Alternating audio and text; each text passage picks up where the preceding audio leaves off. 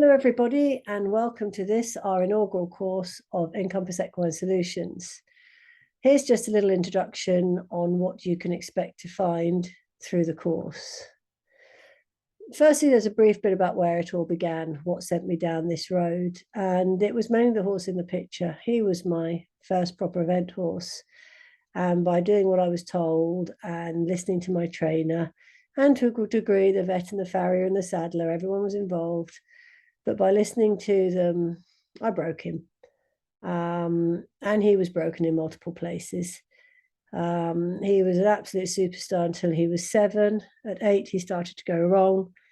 By the time he was 12, we had to stop competing him, and I lost him when he was 15. And it broke my heart, and it leaves me with a huge amount of guilt. And the whole purpose of Encompass Equine Solutions is to help people not to be in this situation. And if people are in this situation when their horse has gone wrong and there's no one to help them, this is where I hope I can step in and help fill in the gaps and help people move on to soundness from lameness. If I'd known then what I know now, I most certainly would have trained him very differently. And much as I wouldn't still have him today because he'd be fairly ancient by now, we would have had a much better time together, and he probably would have ended up being a Babington and Burley horse, which is what he should have been. But due to what I knew and my ignorance, and I say the word ignorance not in a rude way, but as in a way of lack of knowledge, as I say, he was starting to show problems at 8. He was retired from competition at 12, and he was dead by 15. So first we'll discuss functional locomotion. And what do I mean by functional locomotion? Well, simply that, a horse that moves in a functional manner. And a functional manner is a manner where it minimizes wear and tear, it minimizes metabolic cost and maximizes output. So it's where the horses can make best use of their body at minimum cost. And in this section, we'll be having a look at how we affect the horses just by what we do with them, how we can get in the way of functional locomotion and cause it to become dysfunctional, not just in the riding and the lunging and that sort of thing, but also by limiting turnout and things we have to do, things that just are day to day. But if we understand it, we have more chance of doing less harm. In this section as well, we'll also have a look at the horse's spine and how that functions, and how the musculature is designed and set up and how it changes throughout the length of the spine. We'll also be looking at the effect of the pelvis and how the forces from the hind legs come in through the pelvis via the sacroiliac connections and into the spine, and how the horse then deals with those forces. And we'll be talking about the forces themselves, because a lot of riding is simply physics, it's managing force. When you're sitting on the horse, the movement you feel is force coming through many different directions and at many different angles. And if you don't know where the force is coming from or where it's going, how are we meant to control it? By understanding the forces coming from the horse into the rider's body and coming from the rider's body into the horse, we can control it and manage it. And so we can actually ride in the most efficient manner. We'll also be looking at the bend and rotation, which is part of the spine. You know, when horses bend, the spine bends and rotates at the same time. It can't do one without the other.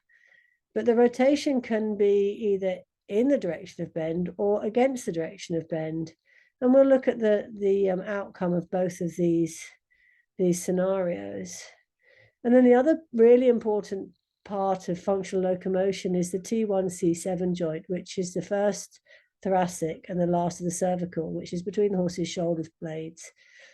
And this is a really, really important shock absorbing joint. And we'll have a look at how different neck postures affect this, and then the effects back through the whole horse's body.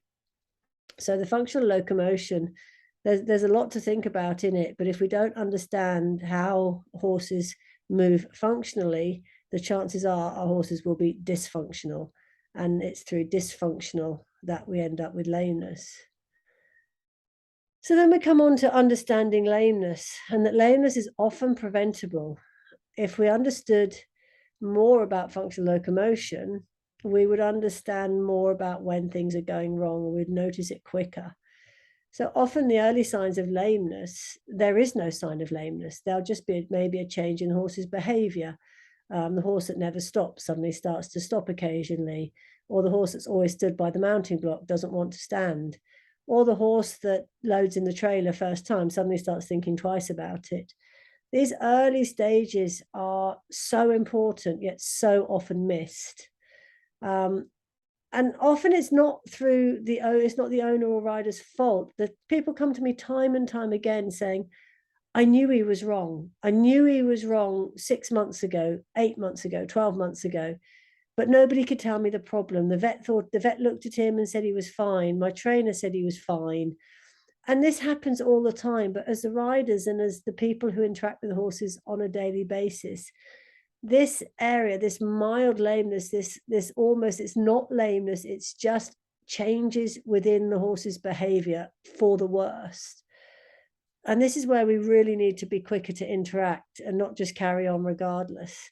Because if we miss these early signs, then you get into the moderate lameness, which is the occasional off step or intermittent lameness. But again, you might take the horse to the vet and they say, yes, he's lame at this point, but they might not find anything. You know, the vets today rely very, very much on the imaging devices. And at this moderate stage, there may still be no actual lesion, no actual point of damage. And all too often, because the vets can't find anything, they'll do one of two things. They might inject the area. They might find with nerve blocks that the horse is more comfortable with, say, the hocks blocked. And so they'll put steroids in. But the chances are that the hocks are not the problem. The hocks are a result of something not working properly elsewhere. And if you just treat the hock with steroids, so all you do is kill the pain and inflammation, you don't treat the reason the hock has become painful, or the hoof has become painful, or the SI has become painful. If you don't look at the cause, if you don't look into why it's gone wrong in the first place and just treat where it's wrong, chances are the damage will continue. And if the damage continues, then you're at the point number 3 where you have a severe lameness, which is the horse is lame at every step rather than intermittently. And this can be, in some cases, a point of no return, because from this point on, you have a lesion. You have actual damage that can be seen on imaging, and that has to be healed. And that may compromise the horse for the rest of its life. There's certain damage, but damage to bones, damage to tendons and ligaments, that you can make them better, but you'll never get them 100%. So we want to try and understand how horses move and how we influence them, so that we can understand the lameness. We can notice the lameness when it's at 1 or at the worst at 2, and prevent it ever getting to 3. And in this section, we'll also be looking at the hoof and how important the hoof is, because I very often see horses having joints and things injected that have terrible feet. And if the horse's feet are bad, then the rest of the structure will be compromised. We'll also be looking at the joint structure itself and how joints actually work, because very few people really have much understanding, and a lot of the assumptions are totally incorrect. So we'll also be having a look at certain rehab tools, both what I call the rigging tools, which are any sort of ropes or bungees that you attach to the horse in any way to make it do something, but also the more advanced methods of rehab, such as swimming and treadmills and vibration platforms. So we'll be, in the understanding lameness section, we'll be looking at those a little bit. And we'll be looking at certain postures that may or may not be beneficial to your horse. So then we go to the rider influence, and this is huge. It doesn't matter how good your horse is. If the rider is very crooked, or either very stiff or very loose, or just is not educated enough. And again, I'll use the word education, not in a derogatory manner, but purely in a manner to say that nobody's taught them. Nobody taught me. I had to teach myself. I had to figure it out. A lot of people influenced me, but I had to work it all out for myself. And so in the rider influence, we will be looking at our role as a rider in keeping the horses safe. because at the end of the day, it is the person riding that horse or interacting with that horse daily who is really the one who's responsible for its long-term soundness. It's not the people who see them intermittently, like your farriers, your vets, your saddlers, your physios. It's actually down to people who handle and ride and work with the horse every day. So we'll be looking at that, and then we'll also be looking at the effect of the rider, how the rider sitting on the horse's back affects them, and how that just that interaction can really disturb their natural locomotion patterns, and how as riders we need to understand that and help the horse manage our weight, because horses' backs are not designed to carry weight. And in this section as well, we'll be having a quick look at saddles, because saddles are a hugely problematic area. And the best saddle in the world won't make you a super rider, but a bad saddle will ensure that you can't ride properly. So we'll be having a look at saddles as well in this section.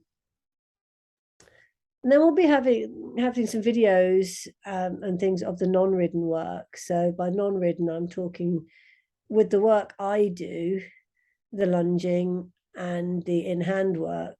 And if you want to go further into the non-ridden work, there's the liberty work and fun things to do like agility, or even just take your horses on foraging walks. But we'll be looking at the non-ridden work designed to help horses regain or maintain functional locomotion. And so hopefully this will give you an idea of what else to do with your horse if you can't ride it because it's done something to itself, or you simply want other strings to your bow, other things to do with your horse that don't involve riding it. And then we'll have a quick look at husbandry, because how your horse feels about life is very, very closely related to how he's kept, how he's managed on a day-to-day basis. Is he happy? Is he comfortable? Does the food he eats agree with him? Is he getting enough forage in his diet? Is he getting company of his own kind?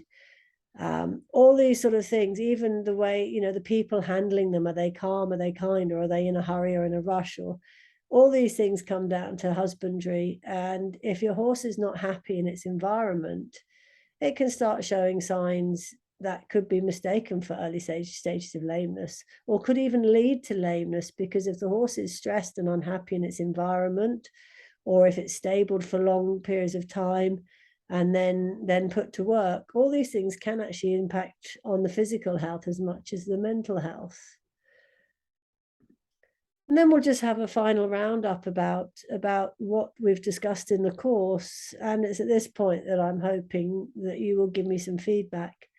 So I hope this has interested you enough to take the plunge and have a look at the course, because the horses need us to step up to the mark a bit better than we're doing now. It's no longer really acceptable that 5, 6, 7-year-old horses are having to have joints injected because the forces going through them are so incorrect that they're wearing them out.